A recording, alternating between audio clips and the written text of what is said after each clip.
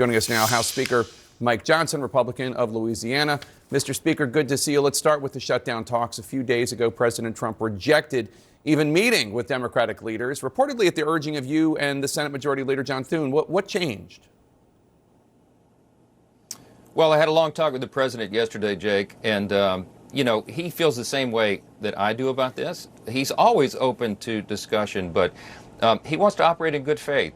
So he decided to bring us all in. He wants to talk with Chuck Schumer and Hakeem Jeffries and just try to convince them to follow common sense and do what's right by the American people. Jake, it's important to point out the only thing we are trying to do is buy a little time. You know, the appropriators in both parties have been working very diligently over the last many weeks to work through the appropriations process. As you know, the law requires us to pass 12 separate appropriations bills and to be good stewards of American taxpayers' dollars. But that hasn't happened. It usually doesn't happen in Washington. Everything gets pushed to the end of the year right before Christmas, and there's a giant omnibus spending bill. Since I became Speaker, I've been trying to force back the muscle memory to force Congress to do its work, and we're doing it. Jake, I'm delighted to tell you, in a bipartisan fashion, the appropriators have worked through 12 separate appropriations bills in the House committee. 3 are passed off the floor in the House. 3 passed off the Senate floor. Those bills don't match up exactly, so there's a conference committee between 2 chambers working as they're supposed to for the first time since 2019. But here's the problem. We run out of clock, because the end of this September 30th is the end of the fiscal year. So what we did was a simple, clean, continuing resolution. It's 24 pages in length. All it does is keep the government open so appropriators can continue to do this work. Together, bipartisan, Chuck Schumer came back with a long laundry list of partisan demands that don't fit into this process, and he's going to try to shut the government down. The president wants to talk with him about that and say, please, don't do that. So at this meeting tomorrow, is President Trump looking to make a deal, or is it going to be like when Michael Corleone met Senator Geary? My offer is this: nothing. Well, look, we'll have to see, but I can tell you where his head and his heart are. He wants to do right by the people. He does not want the Democrats to hold up troops' pay. You know, the people who are serving in the military, they don't get paid during the shutdown. He doesn't want WIC funding, you know, women, infants, and children nutrition program being held up. He doesn't want telehealth and mental health and FEMA services to be stopped. That's what Chuck Schumer is holding hostage. Why? So that he can add $1.5 trillion in new spending at a time when we're simply just trying to keep the government going for 7 weeks so we can have those debates. It's wrong. He also wants to, by the way, what Chuck Schumer is demanding in exchange for all those good things I just listed, he wants to reinstate free health care for illegal aliens paid by American taxpayers. We're not doing that. We can't do that. That's just one of the crazy things he's requested. Well, I think he would take issue with that. Here is what House Democratic Leader Hakeem Jeffries said on CNN Friday night about what he says Democrats are asking for, which is the continuing of the Obamacare subsidies being extended to American citizens only to prevent more than 1 million of those Americans joining the ranks of the uninsured. I'd like to hear your response. This is what Jeffrey said.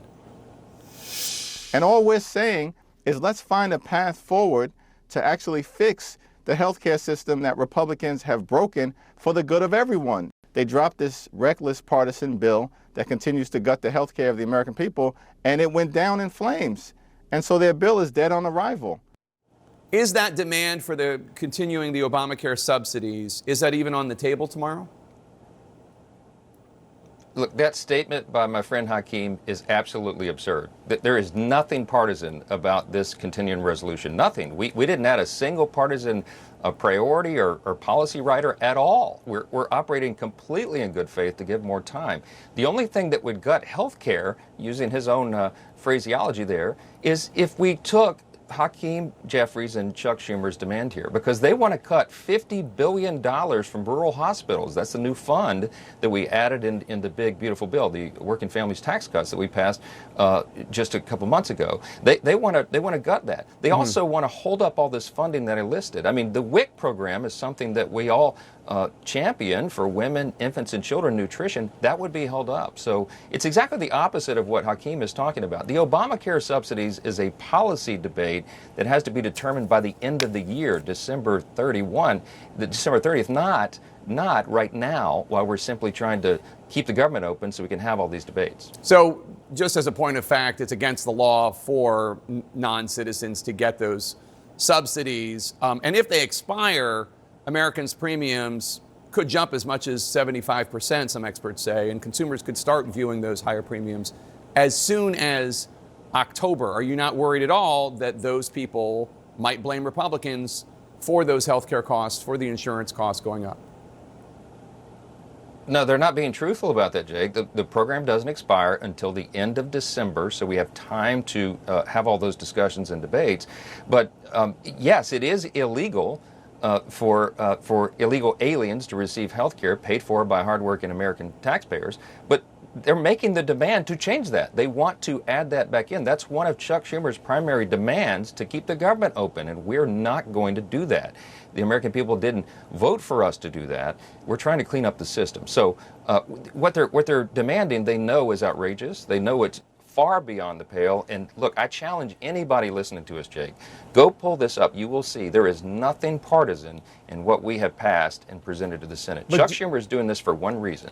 He is trying to get cover from the far left base of his party because they've been hammering him for not fighting Trump. So he's going to try to show that he's fighting Trump, but he has absolutely no logical basis for doing so here. So just to be clear, there's not going to be any negotiation at this meeting. This is just going to be you and Thune and Trump telling Jeffries and Schumer, we're not giving you anything. Look, I'm not going to get in front of the president and tell you what he will do, but I've talked with him, a couple of times, even yesterday. And I'm telling you where his head is. He wants to bring in the leaders to come in and act like leaders and do the right thing for the American people. It's fine to have partisan debates and squabbles, but you don't hold the people hostage for their services to allow yourself political cover. And that's what Chuck Schumer and Hakeem Jeffries are doing right now. Let's turn to the other big subject in the news here, having to do with the indictment of former FBI Director James Comey. Just looking at the principle at stake here, if you can remove Comey and Trump out of the equation, as a constitutional attorney and the Speaker of the House of Representatives, do you believe it's acceptable for any president to publicly or privately instruct their attorney general to prosecute a political opponent and go as far as firing a U.S. attorney if they don't bring charges because they don't think the case is strong enough? I'm glad you brought up the principle. That is exactly what's at issue here. James Comey lied to Congress. Okay, he took an oath. He said things to Congress that were simply not true. It's called perjury.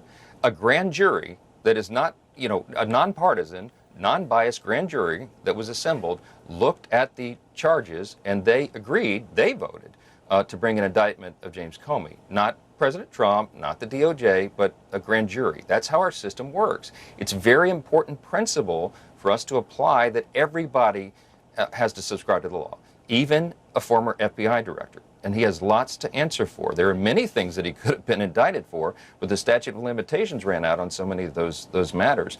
Not here. Perjury is important. You can't, especially if you're a high official, appointed or elected official, you cannot raise your hand, take an oath, and lie to Congress. And that's an important principle, Jake, for us to advance. Does the rule of law have to apply to people who stormed the Capitol on January 6th? Well, I'm glad you brought that up. There's new information over the last couple of days about that as well. Apparently, there were 274 FBI agents in the crowd on January 6th. No. I think the total number of persons Kash Patel Oh. just brought some enhanced understanding to that. They were sent there to do crowd control because of everything that was going on. It wasn't a false flag operation, as President Trump suggested. Well, Jake, wait a minute. Hold on, Jake. How do you know that, right? There's a lot going of by what questions, Kash Patel brand said. new questions about, well, and I'm telling you that there's videos and it's always been disputed what involvement some of those persons, engaged in, what involvement they had. Did they spur on the crowd? Did they open the gates to allow them in? I don't know. These are questions, but they should be answered. And yes, there's a lot of investigation and discovery to go forward. We have a select subcommittee, bipartisan, a committee that is reviewing the investigation of the original J6 committee. I mean, a committee investigating the previous committee. Why? Because there was so much bias in the system. And that committee was rigged, I think, and I think my theory is, I've always believed that they got rid of evidence and they hid some of this. So all of it's going to come out. The American people deserve full transparency. Full transparency, and that's what 100%. Congress is working on, and that's what the administration is working on. I'm always in favor of full transparency, including, we'll find out. including for the Epstein files, which that will probably come on the floor of the House Me too. Soon, and we'll have lots of discussions about that. Speaker Johnson, always good to have you here. Thank you so much, sir. Thanks, Jake. Appreciate it.